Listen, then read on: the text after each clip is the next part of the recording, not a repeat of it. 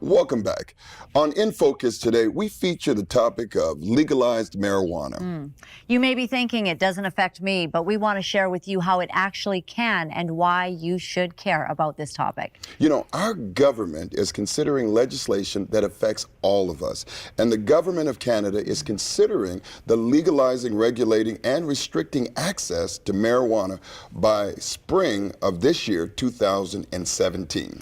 And in the meantime, the government of Canada does not intend to decriminalize marijuana possession. This does not bring any control and safety and would not keep it out of the hands of the youth. You're absolutely right. And Laura Lynn, this is so staggering because right now, when you think since 1970, marijuana has become even 2 to 7 times stronger. So we're not talking about the wacky weed of the 60s. We're talking about something that is pharmaceutically grade and has been intensified to you talk about the decimal point. So this is a big issue right now. It is. And you know what?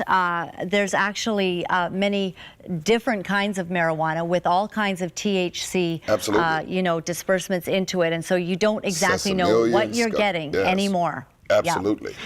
Well, you know, one of the things that I believe that is so important for us to understand that the daily use of marijuana can have serious long-term effects. And it also is the #1 right now drug of choice of children who are between 7 and 12 years old. So we're talking about a younger population getting involved with this. As a father, myself, I am very upset about this because do we really need another drug on the market? I mean, we've already legalized alcohol and cigarettes, and we're talking about pharmaceutical drugs because even with grandparents, and we're talking the rise of young people going into their medicine cabinets and beginning to raid those. Do we need one more legal drug on the market? That's my question. I don't think so. And also, you know, I saw this, Brian, when I was working with youth, that when they began to use marijuana, it induced psychosis. It induced anxiety. We had somebody talking to us about this today.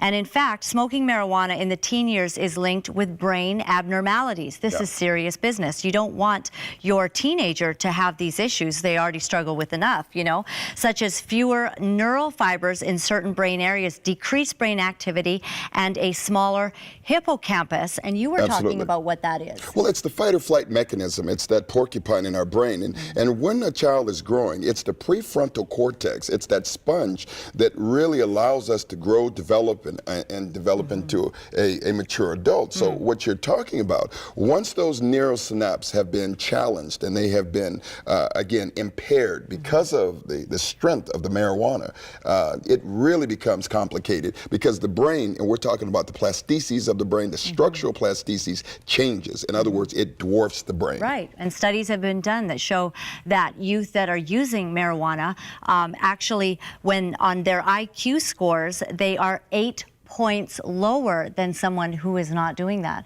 And so this is really an effect also if in your family there's things like schizophrenia and mental health issues. When you engage in using marijuana, it can actually bring that on. And so then you're dealing with a whole nother group of issues that is coming into your family. You know, one of the things, I believe there are a lot of people who say, well, I need it for medical or medicinal reasons. Yes, of course. But for those that are not, and that's a very small population, we're talking about now the 3/4.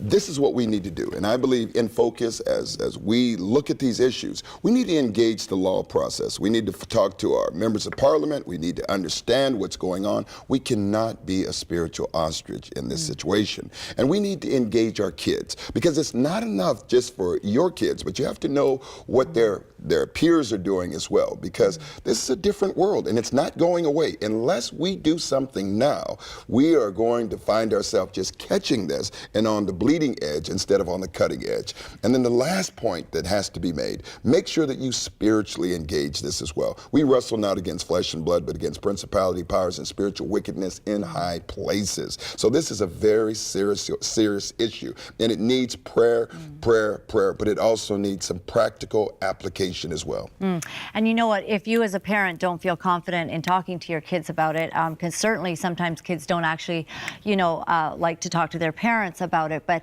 that's why there are churches. That's why we engage our kids in youth events and have powerful leaders and good role models that will help to model good behavior and living a life that is drug-free and powerful and strong. Absolutely. Let's stay plugged in. That's In Focus.